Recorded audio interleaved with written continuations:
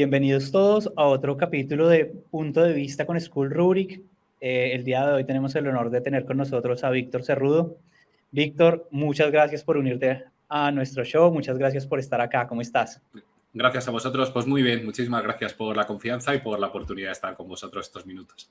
No, a ti por colaborar con nuestro gran proyecto. Bueno, Víctor, yo creo que antes de entrar en detalle, muchos de nuestra audiencia quisiera saber un poco más de ti, si nos puedes dar una breve introducción de quién eres, tu experiencia, qué te dedicas en estos momentos.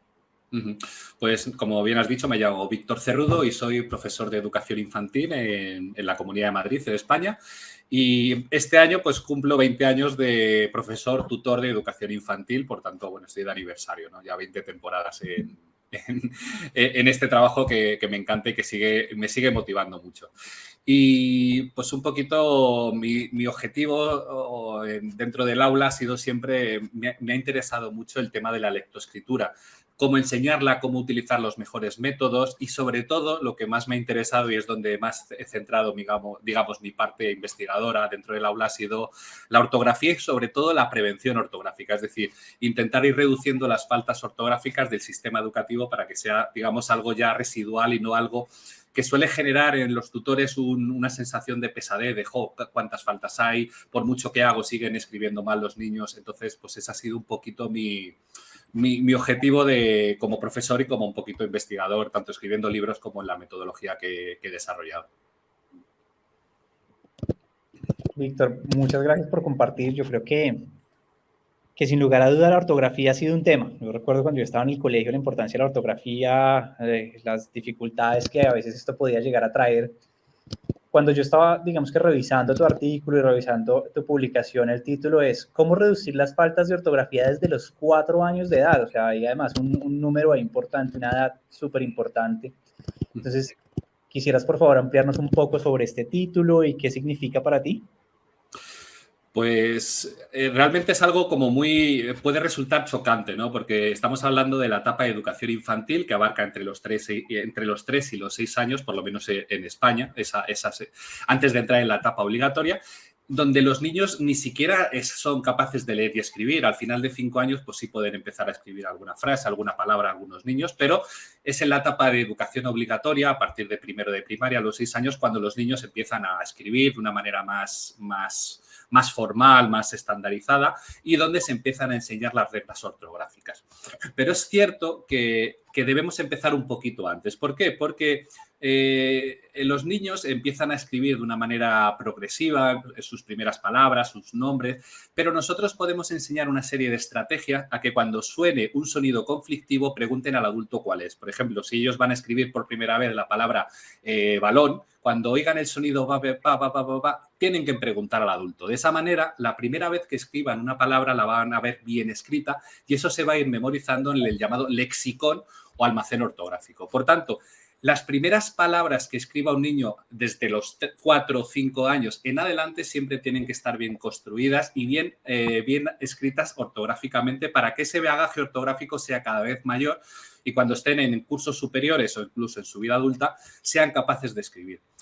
Esto es un análisis que llevo muchos años desarrollando y todo lo que os voy a contar aquí lo he aplicado en el aula. Es decir, que no es que sea una idea que me apetezca empezar en 4 años, sino que yo lo he desarrollado y lo sigo aplicando en niños de 4 años. Esa estrategia de preguntar continuamente al adulto.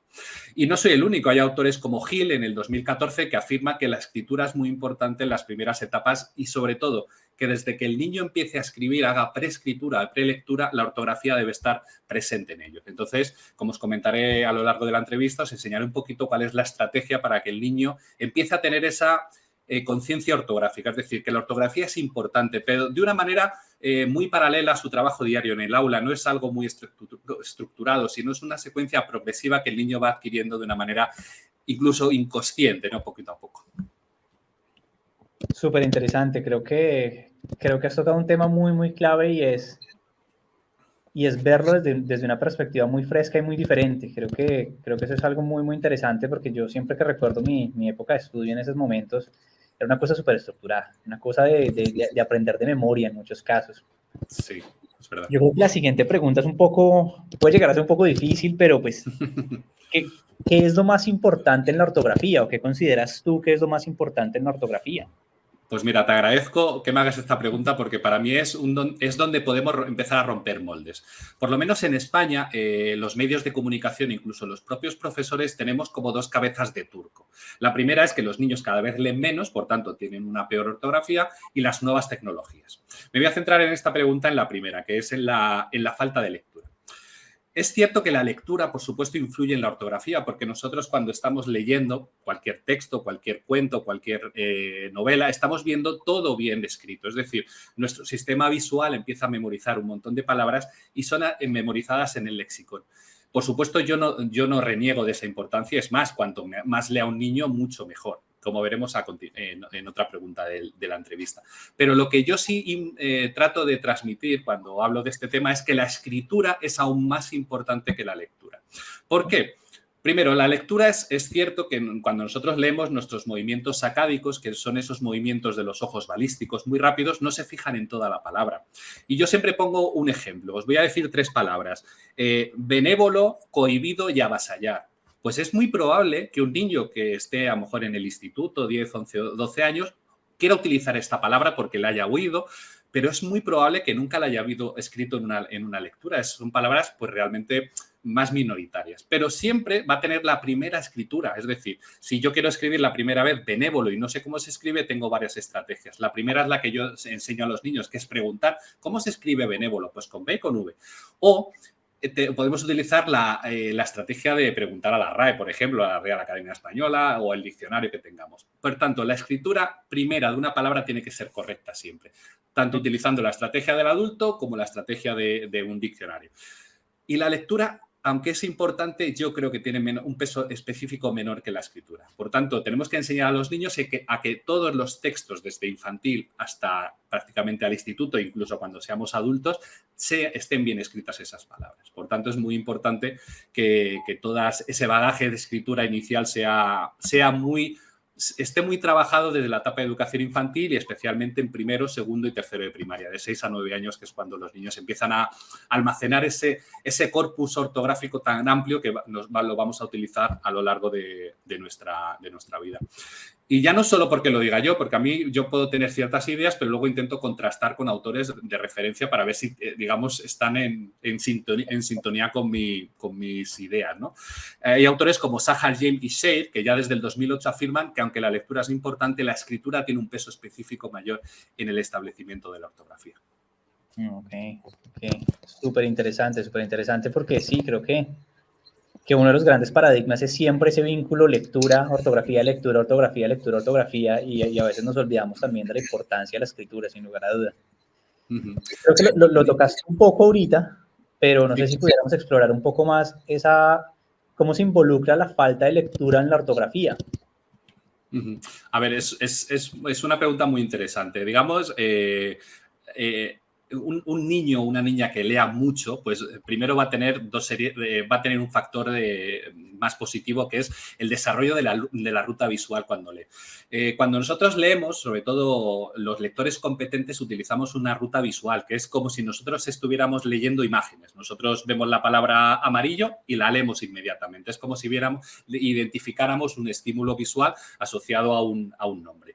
Los lectores menos competentes utilizan la ruta fonológica, que es la que utilizamos cuando aprendemos a leer, es decir, hacer esa decodificación grafema-fonema, que lo que hace es que esa lectura sea, digámoslo, muy lenta. Por tanto, el sistema cognitivo del niño está prácticamente colapsado haciendo esa decodificación grafema-fonema o fonema-grafema.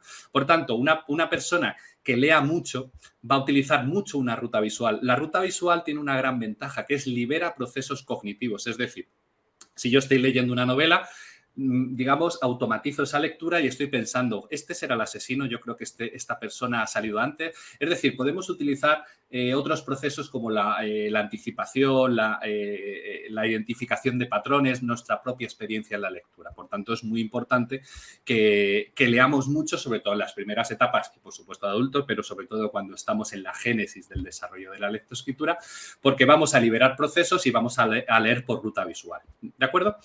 Y, por supuesto, cuanto más leamos, más estímulos visuales vamos a memorizar. Por tanto, es importante que los textos que lean los niños sean textos correctos y, sobre todo, que vayan memorizando esos estímulos para que luego la ruta visual sea prácticamente automática. Nosotros, cuando leemos una novela o un texto, vamos a toda velocidad y estamos pensando en lo que estamos leyendo. Si utilizamos la ruta fonológica, que es más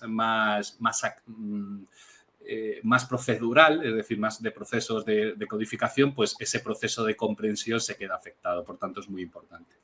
Y a mí me gusta siempre aclarar que cuando hablamos de la falta de lectura de los niños, es una de las cabezas de turco que hemos comentado antes. Pero es que los niños no solo leen textos correctos, sino leen sus propios textos. Es decir, si yo estoy escribiendo con errores ortográficos porque no tengo un control de lo que estoy escribiendo, porque no pregunto al adulto o porque no utilizo el diccionario, yo estoy leyendo estímulos incorrectos. Es decir, la lectura va a influir negativamente. Por tanto, lo que leamos de estímulos que vemos en libros o en cuentos tiene que ser correcto y lo que el niño escribe y luego lee posteriormente también. Por tanto, es muy importante que la lectura y la escritura estén un desarrollo paralelo en el tema de la ortografía. Súper, súper. Bueno, yo creo que la siguiente pregunta es algo que se ha venido discutiendo tanto y es, ¿cuál es la influencia de la tecnología en la ortografía? O sea, en su momento era que uno no podía utilizar Word para escribir los ensayos, ahora evolucionamos a inteligencia artificial, que ya pues no tienes que escribir tanto. Bueno, ha habido diferentes evoluciones de esto. ¿Cuál es tu perspectiva frente a esto? Pues fíjate, por lo menos en España, que es el ámbito que yo controlo, la ortografía, o sea, las nuevas tecnologías es otra de las ideas enquistadas. Es decir, las nuevas tecnologías aumentan las faltas ortográficas, impiden que este proceso se renueve y que los niños escriban bien. Yo siempre digo que las nuevas tecnologías, en este caso, no influyen tanto. Os voy a poner un ejemplo. En España, según la UNICEF España, la edad media en la que un niño o una niña adquiere su primer móvil es aproximadamente los 12 años. Si nos situamos temporalmente, los 12 años es cuando un niño entra en el instituto. Y yo tengo mis dudas que un niño o una niña que entre al instituto con muchas faltas ortográficas sea por culpa del móvil, será porque ha tenido poco control ortográfico desde la infancia o no ha tenido esa sensibilidad ortográfica que a mí me gusta instaurar en los niños a los que doy yo clase. Por tanto, ¿puede generar problemas las nuevas tecnologías? Pues puede ser, pero fijaros que yo me voy a remitir a dos artículos, sobre todo porque están validados científicamente. Uno se realizó en Canadá y otro en Francia. En los dos artículos queda completamente eliminada la influencia de las nuevas tecnologías en la mala ortografía. Ellos afirman que cuando nosotros escribimos con contracciones, con el qué tal, con la K, ese tipo de procesos, ellos afirman que lo que hacemos es un doble canal ortográfico o dos sistemas ortográficos. Yo me remito siempre a cuando nosotros estamos hablando con nuestros amigos o cuando estamos hablando, por ejemplo, en un ambiente más académico como puede ser este vídeo. Nuestros lenguajes orales son diferentes y a lo mejor nos escuchamos fuera y decimos, jo, ¿cómo hablo, no? Cuando estoy con mis amigos, qué manera de hablar. Pero cuando estamos en un formato mucho más académico, pues cuidamos mucho más esa construcción de las frases. Pues ellos afirman prácticamente que con la ortografía y las nuevas tecnologías ocurre lo mismo, que utilizamos canales ortográficos diferentes. Y lo más significativo de estos estudios, que a mí me dejó bastante impresionado, es que los mejores lectores y escritores con menos faltas ortográficas son los que utilizan más esas contracciones en los móviles, esa manera de hablar extraña, ese código más de los jóvenes que utilizan cuando escriben a sus amigos a través de las nuevas tecnologías. Y sinceramente, un niño que con 12 años adquiere su primer móvil, en ese caso, y entra al instituto con muchas faltas ortográficas, va a tener un hándicap que será probablemente muy difícil de remontar cuando esté en esa etapa ya secundaria de la educación. Influye, por supuesto, pero realmente creo que desde los 4 años que podemos empezar a trabajar ortografía hasta los 10, 11 o 12 años que tengan su primer móvil, pueden perfectamente adquirir un sistema ortográfico adecuado, ajustado y sobre todo correcto en el tema de las convenciones ortográficas. Víctor, bueno, gracias. O sea, creo que has tocado diferentes puntos en este aspecto de la tecnología. O sea, no conocía estos estudios, me parece súper interesante. Me parece súper interesante la idea de dos canales ortográficos. Creo que yo en la educación rara vez lo he escuchado en mis ambientes. Gracias por traernos esto. Esto nos lleva también... Lo que sí quiero decir que, por supuesto, influye, o sea, tiene su influencia, pero es verdad que estas ideas enquistadas de la falta de lectura, de las nuevas tecnologías, nos hemos centrado tanto los medios de comunicación, los profesores, los pedagogos, en insistir en ellas que a lo mejor olvidamos que hay otras causas mucho más importantes que estas dos. Por tanto, creo que tenemos que romper esos moldes e intentar ser más disruptivos para intentar centrarnos en lo que yo, por lo menos, y otros autores consideramos lo más importante en la génesis de las faltas ortográficas. Claro, claro, y esto trae también otra cuestión y es, bueno, basémonos un poco en esa evidencia y no tal vez solo en ese conocimiento empírico o en esas creencias que estamos llevando. Digamos que, bueno, que con todo esto trae también, bueno, cómo podemos o cómo pueden los docentes mejorar las herramientas tradicionales de evaluación, por ejemplo, pues los dictados que nombras en tu artículo. ¿Cómo pueden estos profesores empezar a evolucionar también en este aspecto? Esto daría para otra entrevista solo hablar del dictado, porque el dictado es cierto que salta de generación en generación de profesores, pedagogos, las escuelas, incluso dentro de los propios compañeros de un centro hay posiciones bastante encontradas, ¿no? Yo hace poco en un Twitter de un profesor que decía que ¿cómo puede estar la gente en contra del dictado? Yo argumenté, bueno, estuvo como 3 o 4 días ese hilo como muy ardiente, ¿no? Había posiciones muy encontradas. Yo siempre me remito a Fernando Carratalá. Fernando Carratalá es un pedagogo al que admiro yo y siempre afirma que el dictado es la pedagogía del error. Yo realmente creo que el dictado tradicional, el texto en el que el profesor va diciendo unas palabras y el niño la escribe y no puede preguntar, hablando de ese dictado más tradicional, yo estoy en contra de esa manera de evaluar. ¿Por qué? Porque en ese caso, si el niño no sabe qué palabra o qué letra tengo que elegir, va a tener que tomar una decisión ortográfica. Pues el profesor dice la palabra bonito y el niño no sabe si es con B o con V. Si la escribe al 50% con B y acierta, genial, pero si la escribe con V tenemos un problema, que ese niño ha escrito mal una palabra y la fija en su sistema ortográfico. Porque no nos olvidemos que la ortografía se memoriza por la memoria visual. Es decir, yo sé que barco se escribe con B porque la memoricé en su momento y ya la tengo tan anclada a mi léxico que siempre elegiré correctamente esa letra. Pero los niños no, los niños muchas palabras que aparecen por primera vez no las han visto. Por tanto, yo siempre digo que yo critico el dictado, pero a mí me gusta ofertar alternativas. Porque dice, claro, es muy fácil criticar, pero luego ofrecer otro tipo de alternativa. Yo siempre voy a decir que la mejor manera, por lo menos para mí, es el dictado de 2 colores. Os explico rápidamente en qué consiste. El profesor hace un dictado tradicional, pero empezamos con un bolígrafo azul. Entonces el niño va escribiendo, pero si alguna vez no sabe si una palabra se escribe con B, con V, con la Y, con la Y, deja un hueco. Y el resto de la palabra la escribe. Vamos desarrollando el resto del dictado, vuelve a aparecer otra palabra, tengo dudas, dejo el hueco, sigo escribiendo la palabra y acabo. ¿Qué ocurre? Dejo el bolígrafo azul y entre toda la clase construimos y resolvemos ese dictado. A ver, chico, ¿cómo se escribía bonito? Con B, venga. Y en ese hueco donde el niño no escribió nada, escribe la B. Si otra palabra dejó un hueco, pues al resolverla de manera común, pues escribimos esa letra en rojo. Por tanto, ¿qué conseguimos? Primero, que el profesor rápidamente pueda corregir un dictado, porque donde estén los huequecitos en rojo es donde el niño tuvo alguna duda. Y sobre todo, el niño no ha sido capaz de escribir mal una palabra. Es decir, yo sé dónde el niño falló, en bonito no escribió la B, pero la B bien escrita, porque al final con la letra, con el bolígrafo rojo sí es capaz de memorizarla. Por tanto, yo creo que es una herramienta que podríamos implementar. Eso sí, esto es una herramienta que tenemos que trabajar, siempre lo digo, si lo aplicamos en un colegio durante toda la etapa educativa. ¿Por qué? Porque el niño tiene que estar muy seguro que si no la sé, no la escribo. No nos interesa un niño que se arriesga, venga, me la voy a jugar, venga, no.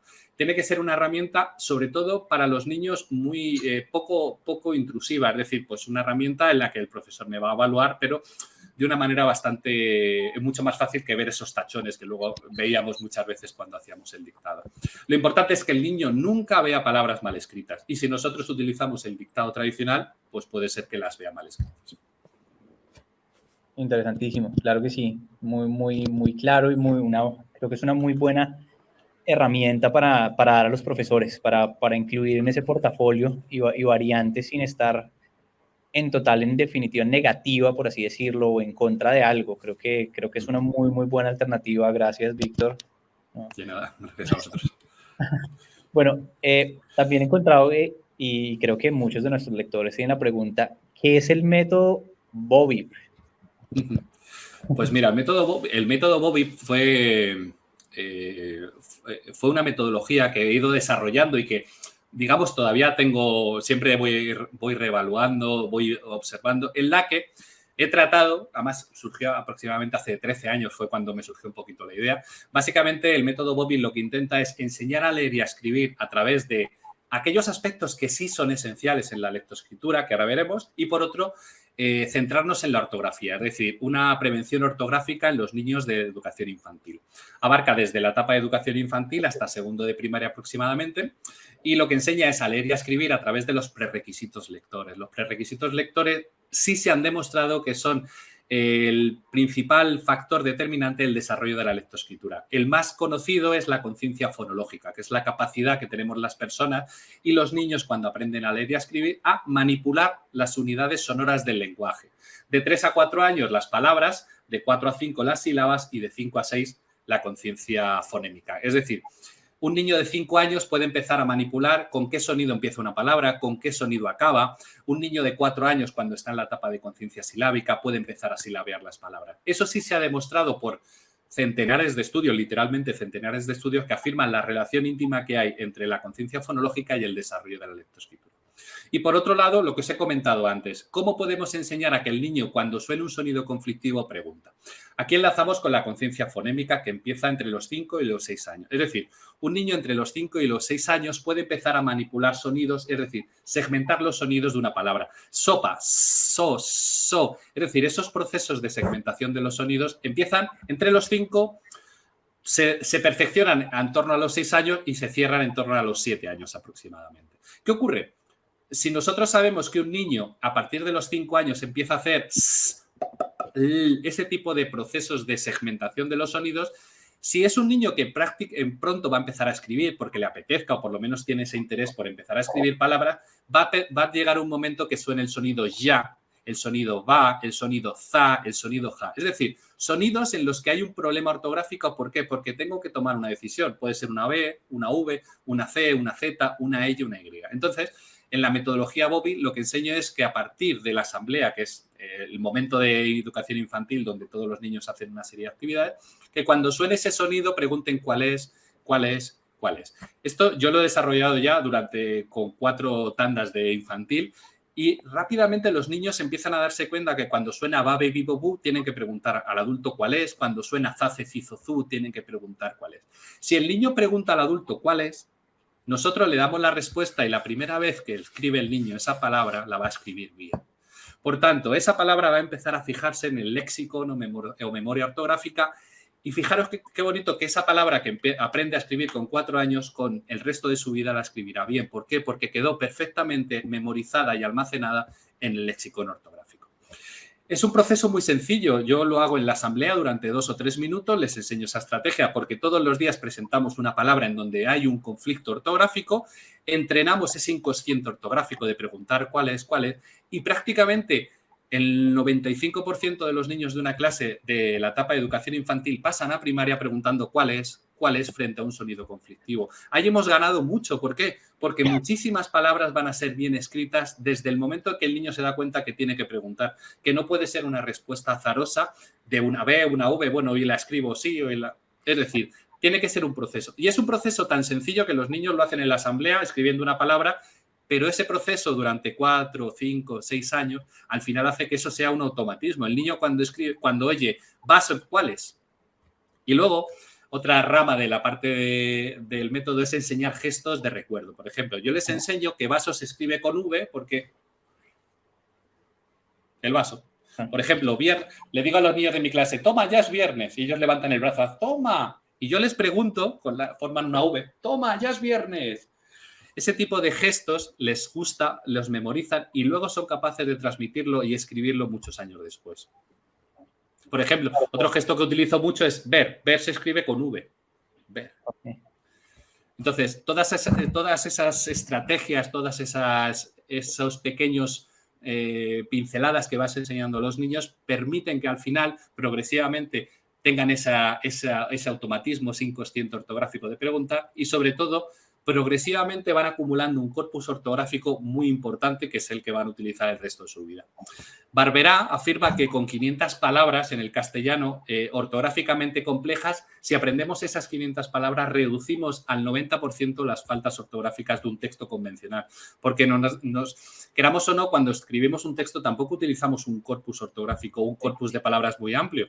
Por tanto, es muy importante que esas 500, 600, 1000 palabras de uso más común sean muy, muy bien asentadas desde la etapa de educación infantil. Y eso se consigue sin prisa, poco a poco, sin metodologías publicitarias de vamos a conseguir, no tiene que ser un trabajo muy diario, muy concreto, muy, muy secuenciado y que al final se ven los resultados. Yo todo esto que os estoy contando llevo ya 10, 12, 13 años con él y veo los resultados porque los niños empiezan a preguntar y esa pregunta permite que toda la palabra esté bien escrita y bien memorizada. Víctor, no, pues gracias de nuevo por compartirnos tu método, compartir las estrategias que has utilizado para desarrollarlo y los resultados que traes. Sin duda es algo muy, muy interesante que nuestra audiencia, muchos estarán mucho más interesados en contactarte, en hablar contigo, otros tal vez empezarán la implementación dentro de sus aulas. Gracias de nuevo por compartirlo. Gracias a vosotros. Creo que acá hay otra pregunta que siempre ha sido un tema de discusión durante muchos años y es, sí, ¿cuál es la importancia de tener una buena ortografía? A veces la gente le dice a uno, no, pero yo escribo y la gente me entiende. Sí, es que me río porque es verdad que hay una serie de temas en los centros, en los colegios, en los medios de comunicación que van rebotando de generación en generación en generación. Y esta es una de ellas. La ortografía prácticamente para mí, aparte, lo más importante en un primer momento, a lo mejor más cosmético, es que es la imagen,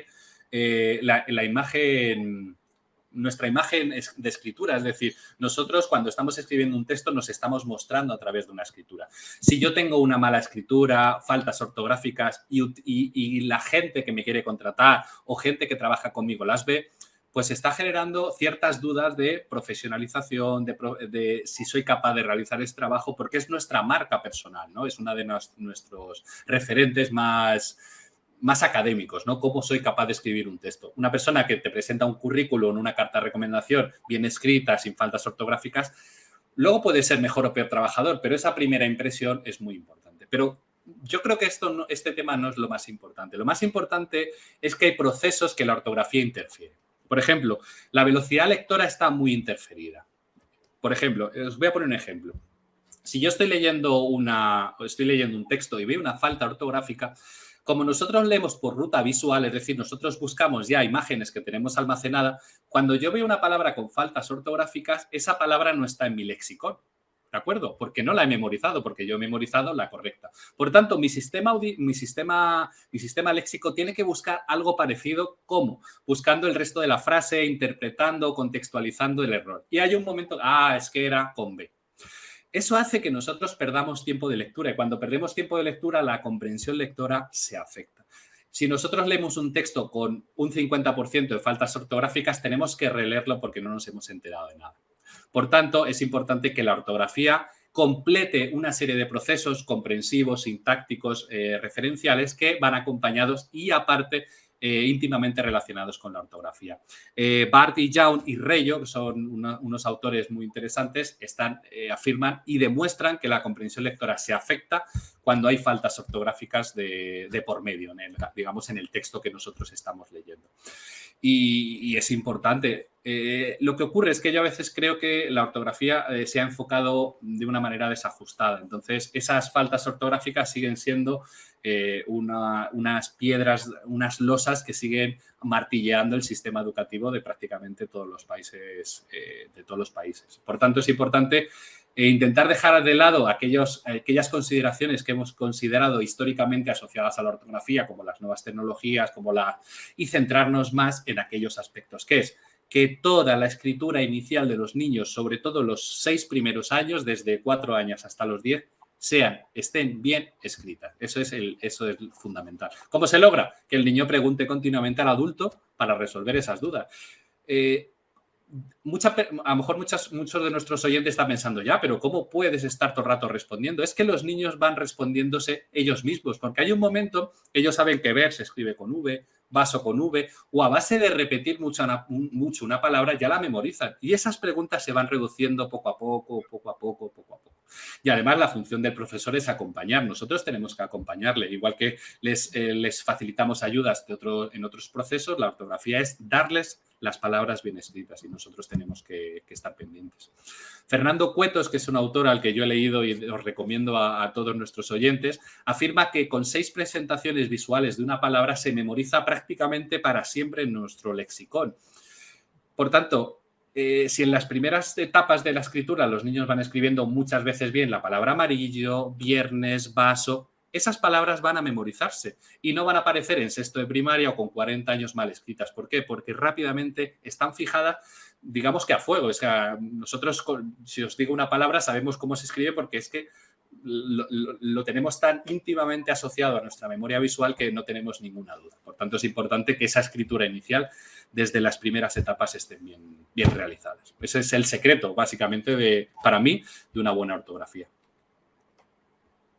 Víctor, gracias. Creo que el tiempo se nos queda corto para seguir ahondando sobre esta área tan interesante. Sin duda, la ortografía y todo lo que nos has traído el día de hoy nos lleva también a repensar muchas cosas, a revisar muchas cosas que estamos realizando en el aula, a evaluar nuevas perspectivas. Gracias de nuevo por traernos todo esto, gracias por tocar un tema que siempre ha estado ahí y que, como bien has dicho, en los últimos años se ha venido discutiendo, evaluando, hay una cantidad de percepciones al respecto, que es importante siempre romperlas a través de diferentes muestras, de estudios concretos, de evidencia factual que nos permita también evaluar si en realidad ese impacto que creemos se está dando o no. Sí, eso es fundamental. Por ejemplo, ya para cerrar, se ha considerado tradicionalmente que todas las actividades de grafomotricidad, de direccionalidad, ese tipo de actividades potencian el desarrollo de la lectoescritura.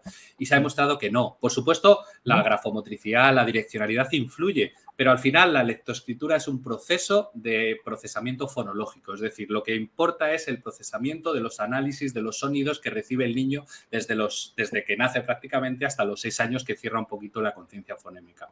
¿Eso quiere decir que no tenemos que hacer actividades de grafomotricidad, de direccionalidad? Por supuesto que sí.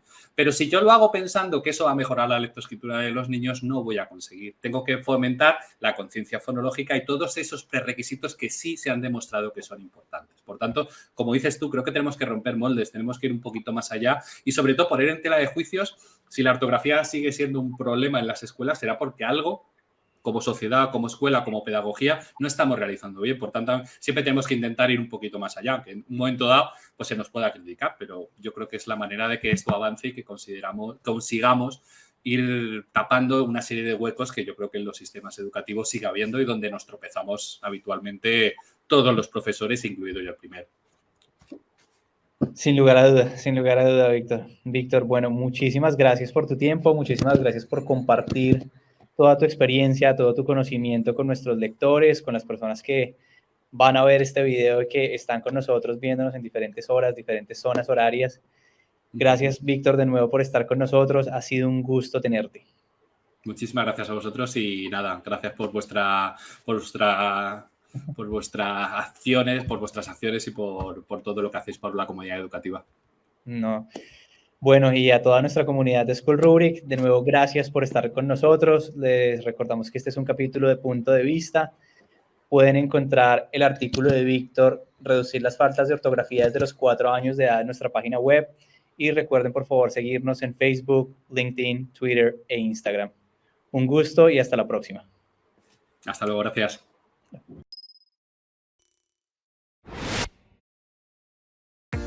Gracias por ver y aprender con nosotros en School Rubric, con educadores de todo el mundo. Para obtener más acceso a artículos, revistas, podcasts, episodios en vivo, nuestro directorio de colegios internacionales, cursos y más, visítenos en schoolrubric.es y schoolrubric.org. Gracias.